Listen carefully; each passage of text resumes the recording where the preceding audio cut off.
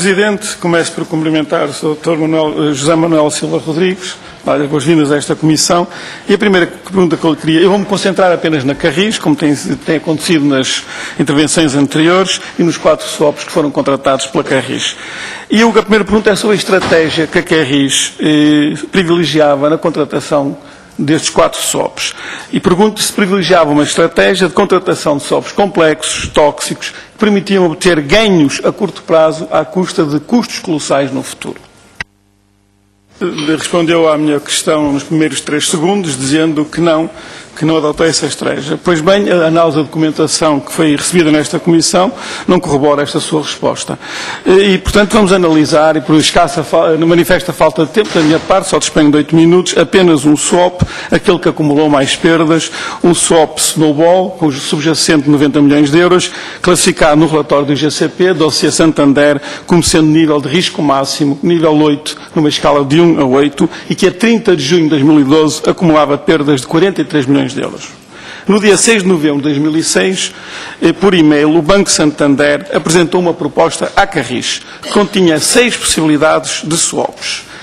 O primeiro destes SWOPs era um vanilha, simples, e depois ia aumentando em complexidade até um SWOP claramente especulativo, de elevado risco, que dependia da evolução futura de variáveis desconhecidas. O Banco Santander recomendava o mais complexo, dizendo que, no seu e-mail, que era aquele que maior benefício trazia. Não dizia para quem, mas presume-se que seria para o banco, à custa dos prejuízos da Carris. 3 dias depois, apenas 3 dias depois de uma análise sumária, que estão aqui em algumas folhas, o Conselho de Administração da Carris, no dia 9 de novembro de 2007, escolheu o mais complexo destes SWOPs, o SWOP especulativo. Este SWOP trocava a Euribor a 6 meses por uma taxa fixa, acrescida de um spread acumulável de trimestre para trimestre, spread esse que dependia da evolução futura de 2 variáveis, cuja evolução futura era desconhecida e que a Carris, obviamente, não controlava.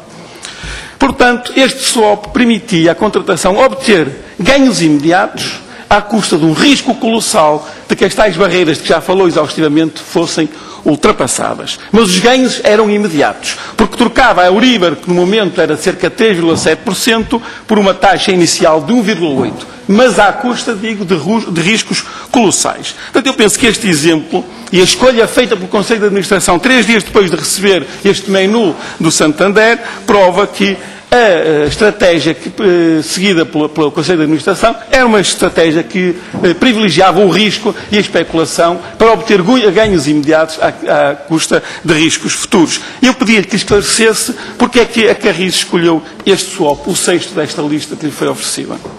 Eu começo só por esclarecer que todos os documentos que eu vou usar aqui são documentos entregues à Comissão, oficiais, encontram-se no site da Comissão e, portanto, a sua legitimidade não pode ser posta em dúvida.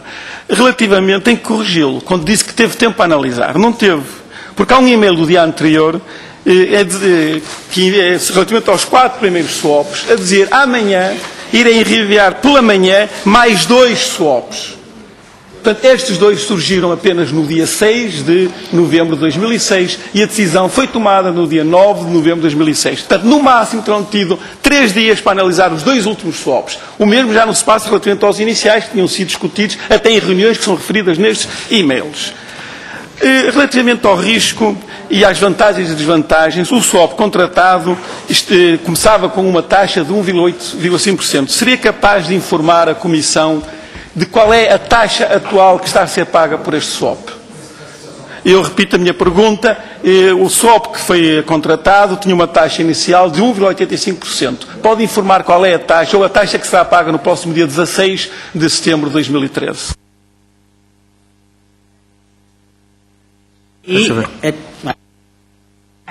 Muito obrigado. E a taxa que será paga no dia 16 de setembro será 20,2%. A resposta à minha questão. Só um momentinho, por favor. Como o nosso inquirido está a ser perguntado sobre documentos que neste momento ele próprio não tem disponíveis, será que poderia facultá-los também para lhes podermos fornecer neste momento? Faria a pergunta com base nos documentos e, se fosse funcionalmente viável, pedíamos aos nossos serviços que de imediato os fotocopiassem para disponibilizar. Vai precisar durante todo o Sr. inquérito. Presidente, este documento é um e-mail dirigido ao Dr.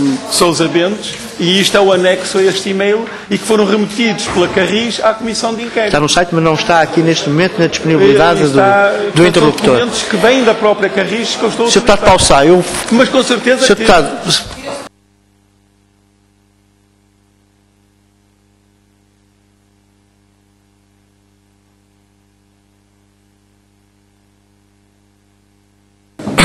estamos, senhores deputados, todos em condições de recomeçar os nossos trabalhos. Devolvo, portanto, a palavra ao Sr. Deputado Paulo Sá. Obrigado, Sr. Presidente. Na resposta que me deu, afirmou que este swap paga atualmente cerca, em números redondos, de 20%. E a seguinte pergunta é, se tivesse contratado o swap simples, hoje quanto é que estaria a pagar a taxa de juros? Sr. Deputado, não lhe sei responder a isso.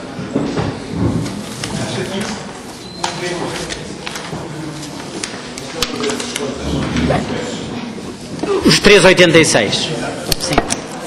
Portanto, concluímos as suas respostas, é que se tivesse contratado o swap... obrigado, Sr. Presidente. Concluímos a sua resposta, se tivesse contratado o swap simples, vanilha, estaria hoje a pagar 3,86% de juros, como contratou o complexo, o tóxico, está a pagar 20% de juros. E eu faço uma outra pergunta. Até à maturidade deste produto, qual é a estimativa para a taxa que vai pagar?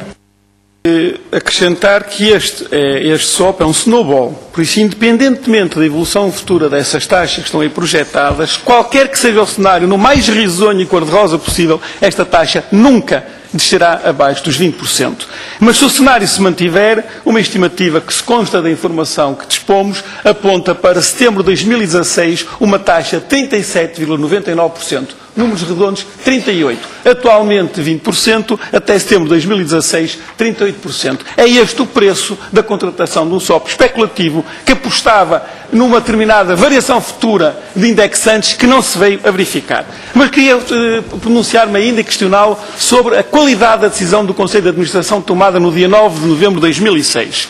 É baseada num memorando muito curto, numa análise muito curta, que estima para a taxa a pagar, em todo o período de maturidade até 2019, 1,85%. Ou seja, admite spread zero. Não considera que este é um cenário completamente irrealista? Neste cenário... Se pode fazer uma fotocópia, eu vou pedir aos nossos serviços que a faça.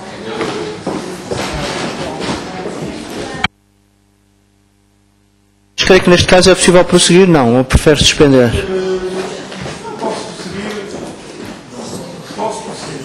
Faz favor então, Sr. Deputado. Sr. Presidente, Sr. Dr. Silva Rodrigues, o Conselho de Administração fez uma aposta especulativa que a taxa de referência não ia descer abaixo dos 2,75% e perdeu essa aposta. E isso custou, ou vai custar aos contribuintes, dezenas de milhões de euros. Em que é que se fundamentou o Conselho de Administração para assumir que, no período até 2019, esta taxa de referência, EMS a 10 anos, não iria descer em nenhuma circunstância abaixo de 2,75%? É um acontecimento de probabilidade reduzida, mas com certeza não é de probabilidade nula. Em que estudo se baseou para fazer essa aposta que teve consequências para os contribuintes de dezenas de milhões de euros? Isto, que o Conselho de Administração apostou que a CMS a 10 anos não ia descer abaixo de 2,75% e perdeu essa aposta. O memorando em que se baseia a decisão do Conselho de Administração de 9 de novembro de 2006, que é aquele que está a ser neste momento a ser fotocopiado, apenas contém um cenário risonho em que o spread se mantém sempre a zero e, portanto, a taxa é 1,85% e o Euribor sobe ligeiramente até aos 4,6%. Que outros cenários alternativos foram considerados? Fizeram que simulações? Fizeram, por exemplo, simulações de Monte Carlo para simular os cenários mais favoráveis e mais desfavoráveis? Só se basearam naquele quadro que tem uma perspectiva cor-de-rosa? Então, repito, o memorando no qual o Conselho de Administração baseou a informação que está a ser fotocopiado tem apenas um cenário muito favorável. E a pergunta era se não foram considerados outros cenários menos favoráveis, desfavoráveis, extremos, se não foram feitas simulações, em particular simulações de Monte Carlo, sobre cenários possíveis de evolução. Foi isto que eu perguntei. Sr. Presidente, swap é uma palavra inglesa que significa troca. E a Carris, o Conselho de Administração, trocou, e vou dar os números referentes a março deste ano, uma taxa de 0,45% por uma taxa que, como confirmou, já vai nos 20% e que na altura era 13%. trocou em montantes em euros, recebeu do Banco Santander 135 mil euros, nesta troca recebeu 135 mil e pagou 4,4 milhões de euros. Portanto, é uma troca em que claramente o Estado fica a perder e o banco é muito beneficiado. 135 mil euros contra 3,4 milhões em março e a situação de lá para cá agravou-se. Mas avançando um pouco na direção do futuro, com este swap as coisas foram correndo bem até 2008. Em junho de 2008, o valor do mercado ainda era de 600 mil euros positivos. Em setembro, desce para 3,6 milhões negativos. Em outubro de 2008, para 7,3 milhões negativos. Em dezembro de 2008, para 8,7 milhões negativos. Em janeiro de 2009, menos 11 milhões negativos. E continuamos assim, 15, 20, 25, 30, 40, 50 milhões ao longo deste período. Perante este desastre, este descalabro, e todos os meses recebiam do Banco Santander o valor de mercado deste swap, o que é que o Conselho de Administração fez? Que campainhas de alarme trocou? Tentou cancelar o swap, tentou renegociar, alertou o Governo, teve reuniões com a DGTF, com a IGF, tentou fazer alguma coisa ou deixou que ao longo dos meses esta situação se fosse degradando até atingir 40, 50 milhões de euros de valor de mercado negativo? É esta pergunta que lhe faço e pedi-lhe uma resposta tão detalhada quanto possível do que fez a partir de junho de 2008 para salvar a Carris deste descalabro. O Dr. José Manuel Silva Rodrigues, na sua resposta à minha questão, acabou de referir contactos feitos com o Santander para a reestruturação deste swap. Na documentação que foi recebida na Comissão, que eu pensava que estava completa, não há elementos, quer nas atas do Conselho de Administração, quer nos e-mails relativos a estas alegadas reestruturações. Nesse sentido, eu solicitava à Comissão que pudesse solicitar à Carris, à administração atual da Carris, o envio de toda esta documentação para que esta informação na Comissão fique efetivamente completa com os dados relativamente à reestruturação, que de momento, salvo melhor opinião, não são existentes. Presidente, eu nesta segunda ronda queria começar por falar na auditoria do Tribunal de Contas, que já foi referida aqui por diversas vezes por Dr. Silva Rodrigues. Mas há certas coisas que têm que ser ditas e que ainda não foram ditas.